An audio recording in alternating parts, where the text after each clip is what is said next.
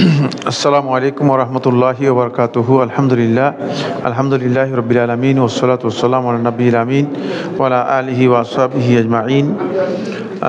সম্মানিত দিনী ভাইয়েরা, সংক্ষিপ্ত কিছু প্রশ্নোত্তর রয়েছে। আপনাদের যে প্রশ্নগুলো আসছে আমরা চেষ্টা করব এই প্রশ্নগুলোর উত্তর দেওয়ার জন্য ইনশাআল্লাহ তাআলা। শেখ আসসালামু আলাইকুম। ওয়ালাইকুম সালাম রহমতুল্লাহ বরকাতুহু। জনৈক ব্যক্তি মুদারাবা পদ্ধতিতে ইসলাম ব্যাংকে অ্যাকাউন্ট খোলা, সেখান থেকে মাসিক মুনাফা পায়, খোলো এবং পায়, ইনকামটা বৈধ কিনা? যদি মুদারাবা পদ্ধতিতে আপনি ডিপোজিট করেন তাহলে আপনার ইনকাম বৈধ, এতে কোনো ধরনের সমস্যা নেই। ঈমানের প্রকৃত নিয়ামত লাভের উপায় সমূহগুলো কি? এটা তো খুব বড় কোশ্চেন করে দিয়েছেন। ঈমানের প্রকৃত নিয়ামত লাভ করার যেটা উপায়, সেটা হচ্ছে আপনি আল্লাহর বান্দা হিসেবে প্রথমে নিজেকে প্রমাণ করতে হবে। আল্লাহ রাব্বুল আলামিন বান্দা হিসেবে নিজেকে প্রমাণ করতে হবে। বান্দার যে কাজগুলো আল্লাহ তাআলা ফরজ করেছেন সেগুলো বর্জন করবেন, আর ঈমানের প্রকৃত নিয়ামত লাভ করবেন, এটা হয় না। এটা দাবি করারও কোনো সুযোগ নেই। এই জন্য আগে বান্দা হয়েছেন কিনা সেটা নিশ্চিত করতে হবে। আমরা এখানেই বলেছি বা কোথায় বলেছি আমি জানি না, তবে বান্দার বৈশিষ্ট্য হচ্ছে আল আব্দু বাইনা সবরি ওয়া শুকর। বান্দা হচ্ছে সবর এবং শুকরের মাঝে। বালা মুসিবত বিপদ আপদ আসলে ধৈর্য ধারণ করবে, নিয়ামত পেলে শুকরিয়া করবে। এই দুইয়ের মাঝে হচ্ছে বান্দা। এই জায়গায় যিনি টিকতে পারবেন না তিনি বান্দাই প্রমাণ করতে পারবেন না, তিনি ঈমানের নিয়ামত পাবেন না। 2 নম্বর হচ্ছে সেটা হলো এই আল্লাহর সাথে আপনার যে উবুদিয়তের সম্পর্ক আছে, গোলামি যে সম্পর্ক আছে, এই সম্পর্কটা বিচ্ছিন্ন করে এমন জিনিস সবগুলো বর্জন করতে হবে। আল্লাহর সাথে সম্পর্ককে কাট করে দিলে, যে জিনিস সম্পর্ক নষ্ট করে দেয়, এরকম জিনিস যদি আপনার কাছ থেকে কোনো কারণে সংগঠিত হয় তাহলে আপনার আল্লাহ তাআলার সাথে আপনার সম্পর্ক থাকবে না এবং ঈমানের এই নিয়ামতগুলো আপনি লাভ করতে পারবেন না। আল্লাহর সম্পর্কে জ্ঞান অর্জনের উপায়সমূহ, আল্লাহ সম্পর্কে জানার জন্য প্রথম হচ্ছে তাওহীদের জ্ঞান নিতে হবে। আল্লাহ রাব্বুল আলামিনের তাওহীদের যে জ্ঞান রয়েছে, তাওহীদের জ্ঞান নিতে হবে আল্লাহ সম্পর্কে জানার জন্য। আল্লাহ রাব্বুল আলামিনের তাওহীদের দিক হচ্ছে 3টি: রুবুবিয়তের দিক, উলুহিয়তের দিক, আসমা এবং সিফাতের দিক। এটা হচ্ছে তাওহীদের মূল দিক। রব হিসেবে আল্লাহ রাব্বুল আলামিনের যে জ্ঞান আমাদের জানা থাকা দরকার সেটা জানতে হবে। 2, ইলাহ হিসেবে আল্লাহ তাআলার কি হক আমার উপর আছে সেগুলো আপনাকে জানতে হবে। 3, আল্লাহ রাব্বুল আলামিনের আসমা এবং সিফাত, সুন্দর নাম এবং গুণাবলী যেগুলো আছে সেগুলো সম্পর্কে জানতে হবে। আল্লাহ তাআলার পরিচয় জানতে হলে এগুলো অবশ্যই আল্লাহ সম্পর্কে আপনাকে জানতে হবে। আল্লাহ রাব্বুল আলামিন সম্পর্কে এইগুলো জানার ক্ষেত্রে যার বিভ্রান্তি আছে অথবা জানা নেই, সে আল্লাহ সম্পর্কে কিছু জানতে পারেনি।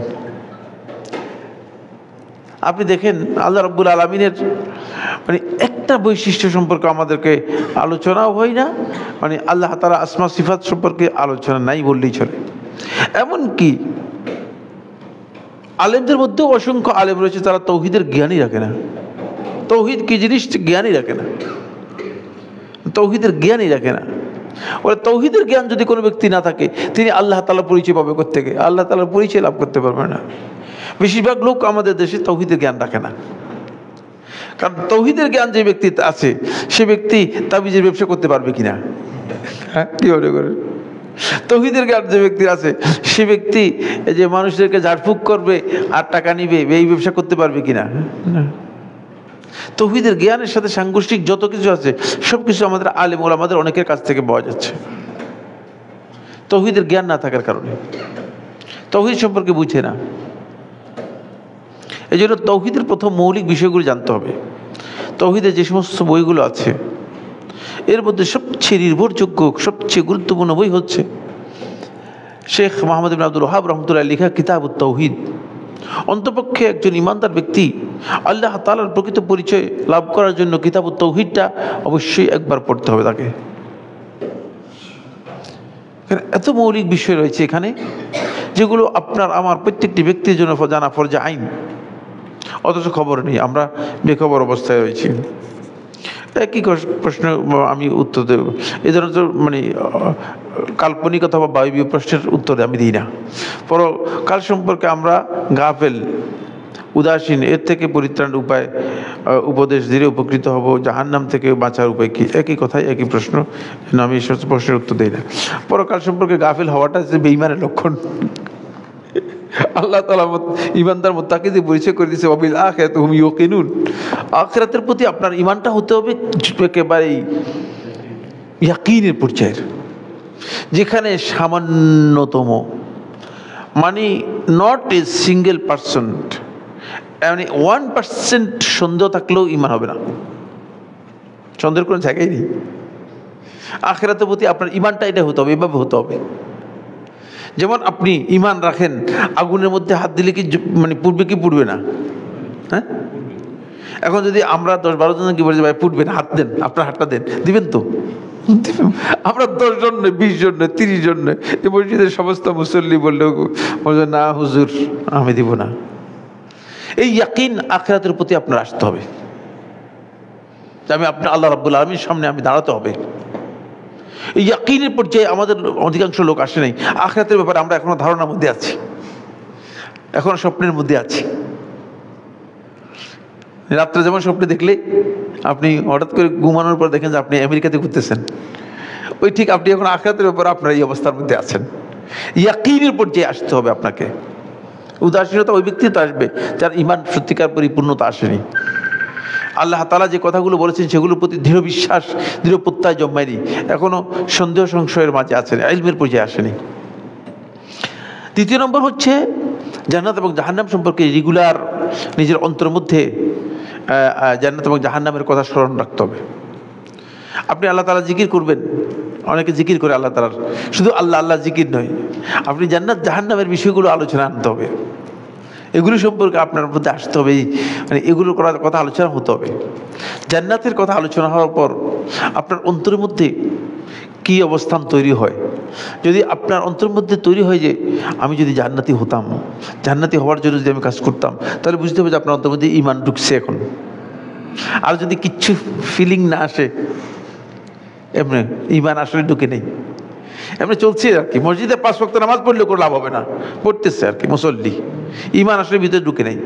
জাহান্নামের কথা যখন আলোচনা করা হবে, অন্তরের মধ্যে ভয় যখন আসবে, যখন আপনি বুঝতে পারবেন যে আমার অন্তরের মধ্যে ভয় আসতেছে, আপনার অন্তর মানে ভীতবিহ্বল হয়ে যাচ্ছে, জাহান্নামের কথা, জাহান্নামের আগুনের কথা, আপনি ভয়ে অস্থির হয়ে যাচ্ছেন না। আপনি যেমন আপনার কোন একটা বড় আশঙ্কা করলে যেমন অস্থির হয়ে যান, ঠিক এভাবে অস্থির হয়ে যাচ্ছেন, তাহলে বুঝতে হবে যে আপনার অন্তর মধ্যে ঈমান এখন কাজ করতেছে, ঈমান অ্যাক্টিভেট আছে। অন্যথায় এই দুইটা যদি না কাজ না করে, ঈমান অ্যাক্টিভেট করতে হবে। ঈমান অ্যাক্টিভেট করার যে কাজগুলো আছে সেগুলো আপনাকে করতে হবে। একজন প্রকৃত মুসলিম হওয়ার জন্য দিন সম্পর্কে জানতে, ঈমান আখলাক মজবুত করতে কোন কোন ইসলামিক বই পড়তে হবে? এটাও একই ধরনের বায়বীয় প্রশ্ন, বুঝতে পেরেছেন? আপনি আরকানুল ইসলাম, ফতোয়া আরকানুল ইসলাম শেখ মুহাম্মদ ইবনে সালেহ আল উসাইমিন রাহিমাহুল্লাহ তাআলা, এটা পড়তে পারেন। ফতোয়া আরকানুল ইসলামটা আপনি পড়তে পারেন, তাহলে মোটামুটি মৌলিক কিছু বিষয় সম্পর্কে আপনি জানতে পারবেন। ফতোয়া আরকানুল ইসলাম মানে এখানে মোটামুটি এই বিষয়গুলো বিস্তারিত আলোচনা করা হয়েছে। হজ করলে কি উমরা করলে কি হজ করতে হবে? হজ করলে কি উমরা করলে কি উমরা করলে কি হজ করতেই হবে? হ্যাঁ, উমরা করলেও হজ করতে হবে, এটা বাধ্যতামূলক নয়। এটা মাসআলা বুঝতে হবে। ফিকহ সম্পর্কে যাদের জ্ঞান নেই, তারা মানে আন্দাজে এক কথা শুনলে আরেক কথা বুঝে যায়, বুঝতে পেরেছেন কিনা? এটাকে উর্দুতে একটা মাহাবের আছে, মাহাবের বলা হয়, তাকে একটা প্রবচন আছে, সেটা হচ্ছে কাহা দিয়া বোন মে লাগা দিয়া ফোন মে। ডাক্তার বলছিল যে তোমার যে ওষুধটা দিলাম, এই ওষুধটা 1 ডোজ খাবা, খাওয়ার পরে মাকে ওষুধ সবগুলো বনের মধ্যে ফেলে দিবা, খবরদার সেকেন্ড টাইম ইউজ করতে পারবে না। বোন আর ফোন কাছাকাছি না, সে মানে ওষুধটা খেয়ে এর মধ্যে পুরোটা পাশার মধ্যে লাগাই দিয়েছে। এবার তো চিৎকার, এবার ডাক্তারের কাছে এসে বলছে, ডাক্তার কি ওষুধ দিলে আমাকে তুমি, আমার তো বরবাদ, আমি তো মানে মানে শেষ হয়ে যাওয়ার অবস্থা। বলছে কি হয়েছে, কি করছো? বলছে ওষুধ খেয়েছি, খেয়ে এরপরে এই কাজ করেছি।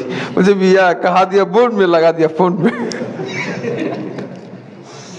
আপনার আমার কথা বুঝতে হবে, জ্ঞান নাই যাদের, ফেকের জ্ঞান নাই, যারা নির্বোধ, তারা আমার কথা বুঝবে না, বুঝলেন না, ফেকি বক্তব্য বুঝবে না, বুঝলেন না। সেটা হচ্ছে যেই ব্যক্তি উমরা করলো, আল্লাহর ঘরে পৌঁছে গেল, আল্লাহর ঘরে পৌঁছতে তারপর হজ ফরজ হয়ে যায়। বুঝতে পেরেছে? হজ ফরজ হওয়ার শর্ত হচ্ছে কি? আল্লাহর ঘরে পৌঁছার সামর্থ্য লাভ করা। সেই ব্যক্তি আল্লাহর ঘরে পৌঁছে গিয়েছে, তাহলে তারপর হজ ফরজ হয়ে গিয়েছে। কথা কি বুঝতে পেরেছেন? তাহলে তাকে অবশ্যই হজ পরবর্তীতে আদায় করতে হবে, সে তখন আদায় না করলেও আদায় করতে হবে, যেহেতু সে আল্লাহর ঘরে পৌঁছে গিয়েছে। যিনি উমরা করেছেন তিনি তো আল্লাহর ঘরে পৌঁছে গিয়েছেন, তার উপর হজ ফরজ হয়ে গিয়েছে, যেহেতু আল্লাহর ঘরে পৌঁছার সামর্থ্য হয়ে গিয়েছে, আল্লাহর ঘরে পৌঁছে গিয়েছে, অলরেডি সামর্থ্য হয়ে গেছে না, আল্লাহর ঘরে পৌঁছে গিয়েছে, সুতরাং তার উপর হজ আদায় করতে হবে, কারণ হজ ফরজ হয়ে গেছে। তারপর পরবর্তীতে যদি হজ আদায় না করে তিনি গুনাহগার হবেন, আল্লাহ তাআলার কাছে ক্ষমা চাইতে হবে। এই জন্য এই কথা বলা হয়েছে, কারণ আমাদের এই দেশে সবচেয়ে বড় একটা সমস্যা তৈরি হয়েছে, সেটা হচ্ছে এই লোকেরা মানে উমরা ফরজ কিনা আপনার কাছে? উমরা তো ফরজ নয়, হজ ফরজ না, উমরা ফরজ নয়, তাহলে আপনি কেন উমরার জন্য যাচ্ছেন? এটা কি শো আপ করার জন্য যাচ্ছেন? না, ইবাদত তো বাবা, শো আপের তো কিচ্ছু নেই এখানে।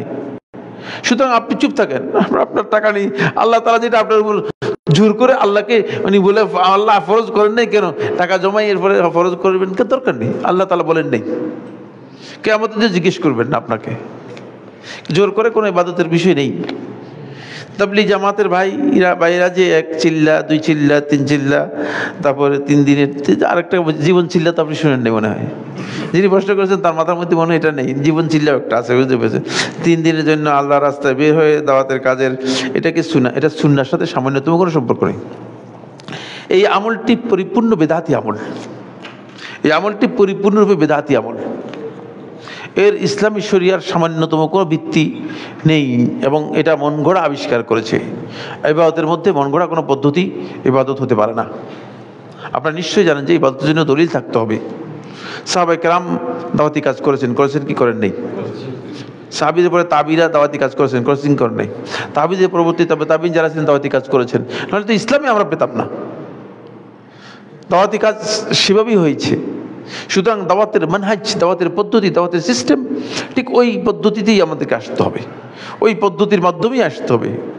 ওই পদ্ধতি নিজে মন গড়া তৈরি করা পদ্ধতি দিয়ে দাওয়াত হইলে কী হবে না? দাওয়াত হবে না। এটা একটা মন গড়া, মন মতো ইচ্ছা মতো তৈরি করা পদ্ধতি। তবে তাদের ডিভোশন আছে, ডেডিকেশন আছে, তাদের ইখলাস আছে কাজের মধ্যে, কিন্তু আসল জিনিসটা নেই, সেটা হচ্ছে সুন্নাহ নেই। বুঝতে পেরেছে? মানে সব কিছু আছে, গাড়ির সমস্ত যন্ত্রপাতি সব আছে, কিন্তু না শুধু ব্যাটারিটা নেই, না আর কোনোদিন চলবে না, ব্যাটারিটাই তো যাই শেষ। এখানে এটাই হচ্ছে আসল সুন্নাহ, হচ্ছে ইবাদতের আসল জিনিস। সুন্নাহ হচ্ছে ইবাদতের ডিজাইন। সুন্নাহ বাদ দিয়ে আপনি কিসের ইবাদত এগুলো করতেছেন? আসসালামু আলাইকুম ওয়া রাহমাতুল্লাহি ওয়া বারাকাতুহু। ওয়ালাইকুম আসসালাম শেখ। আজকাল প্রায় রাস্তাঘাট, বাজার, দোকান, গাড়িতে যে ভিক্ষুক সর্বত্র দেখা যায়, ইসলামী বিধান অনুযায়ী তা আমাদের করণীয় কি? করণীয় হচ্ছে পকেটে টাকা থাকলে দিয়ে দিবেন। ভিক্ষুক ভিক্ষা চাচ্ছে, ওয়া মাসসাইলা ফালা তানহার, আর ভিক্ষুক যে ফালা তানহার, তাকে ধমক দিতে পারবে না। আল্লাহ তাআলা বলে দিয়েছেন ধমক দেওয়ার কোনো অধিকার নেই। আমরা দেখি যে মসজিদে যখন ভিক্ষুক, সে নির্বোধ আসলে নির্বোধের সাথে আমাদের আচরণটা কি হবে? হ্যাঁ, কি আচরণ হবে নির্বোধের সাথে? না, কালু সালামা, আল্লাহ তাআলা বলে দিয়েছেন সালাম, নিরাপদ অবস্থান, আসসালামু আলাইকুম থাকলে কিছু দিয়ে দিবেন, নাহলে মানে আসসালামু আলাইকুম সরে যাবেন। নির্বোধ মসজিদের মধ্যে এসে দেখা যাচ্ছে ভিক্ষাবৃত্তি করতেছে, আল্লাহর ঘরে আসছে, আল্লাহর কাছে চাইতে পারতি, ঠিক না? কারণ এখানে আল্লাহর কাছে না চাই, যেটা মানুষের কাছে চাওয়া, এই নির্বোধ জ্ঞান না থাকার কারণে, দিন না জানার কারণে, ঈমান না থাকার কারণে করতেছে। আল্লাহর ঘরে এসে তো আল্লাহ তাআলার কাছে চাইবে। এই জন্য আপনার জন্য জায়েজ নেই আপনি তার ধমক দিবেন। দেখা যায় যে মুসল্লিরা ভাবারে মানে হটমট হয়ে চিল্লাইয়া বিলে মানে কি বাপসাপ নিচ্ছে, খবরদার, এটা হারাম, আল্লাহ তাআলা নিষেধ করে দিয়েছেন। কে ভিক্ষা করলো এটা আপনার দায়িত্ব, আপনারা কেমন জিজ্ঞেস করবে না। ঢাকা শহরে মানে আমি তো বলি যে মানে এটাও তো আল্লাহ তাআলা একটা বিশাল বিশাল মেহেরবানি। সেটা হচ্ছে মনে করেন অন্তত আমার তো মনে হয় 6 থেকে 7 লক্ষ ভিক্ষুকে তা আছে। আমার এই পরিসংখ্যান মিথ্যা হবে না, কারণ আমি মানে খুবই গবেষণা করে তারপরে বলতেছি। 6 থেকে 7 লক্ষ আছে ভিক্ষুক, বুঝতে পেরেছেন?